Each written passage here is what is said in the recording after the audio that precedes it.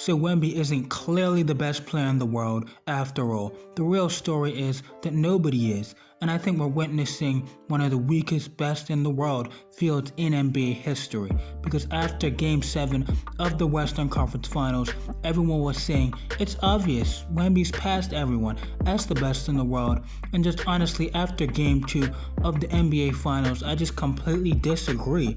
Not because Wemby is bad, I think Wemby is incredible. He's on a trajectory we've almost never seen before. But if you're calling him clearly the best player in the world right now, I think you're accidentally exposing how weak the current best player in the world field actually is. Let's start with Wemby himself. Game 1 was bad. Game 2, he chokes in the clutch, makes huge turnover mistakes and 2 missed shots in the clutch.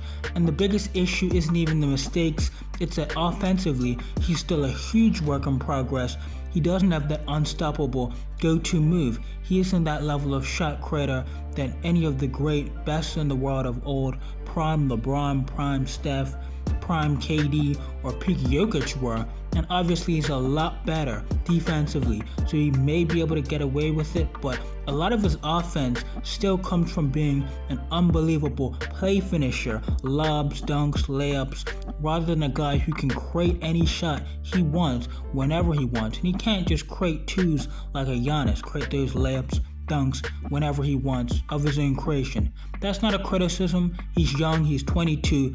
But that's exactly why I'm confused when people say he's clearly the best player alive already. Then you look at the competition. Take Shai. People put Shai in the best player in the world conversations constantly. But when I watch Shai, I see a player whose playoff level looks a lot closer to just a prime James Harden than people really want to admit. Puts up the same stats as 2015 to 2021 James Harden in wins and losses in the playoffs. An amazing regular season player, an MVP level player, back-to-back MVPs for a reason. But in the playoffs, the gap between his regular season dominance and playoff dominance becomes much smaller. People talk about Shai like he's clearly better than Harden ever was, but Harden averaged 36 in a regular season in 2019, went up against the Warriors where he got eliminated, and in that series averaged 35 points a game against the Steph KD Warriors.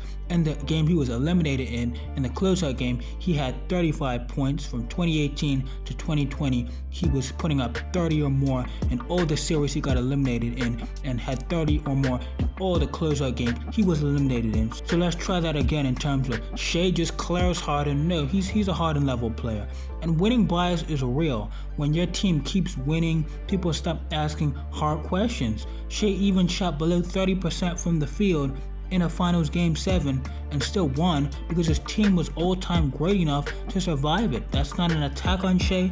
It's a reminder that team success and individual performance are not always the same thing. And then there's Luka, great player, but we've never watched Luka and thought he was clearly or he's the best player on earth either. He's less efficient than prime Harden in the playoffs. He's really just a James Harden modern level of player. And Harden was going against tougher competition, so he looks worse in the playoffs. He looks less efficient than Luka when he's really not. Then you have Jokic. If we're talking about the last few years, Jokic probably has the strongest, best in the world case, but after this postseason where he gets outplayed by Rudy Gobert deep into that series, I think it's fair to ask whether he's still at his absolute peak or he's just declined. And then you have Giannis. A peak Giannis, absolutely, like Jokic, has a great case. The problem is health. At some point, availability matters. So now look at the field. A young Wemby with offensive flaws, a Shai whose playoff level gets heavily boosted by winning bias and is actually a James Harden level player. A Luka who has never really separated himself as the obvious number one, more of a James Harden level player. A Jokic who may be coming off his peak, so he may have declined, and a Giannis who struggles to just stay healthy. And that's not the same level of competition we had a few years ago. Think about some of the battles for the best player in the world. LeBron, Steph, KD, peak Kawhi, peak Giannis, peak Jokic.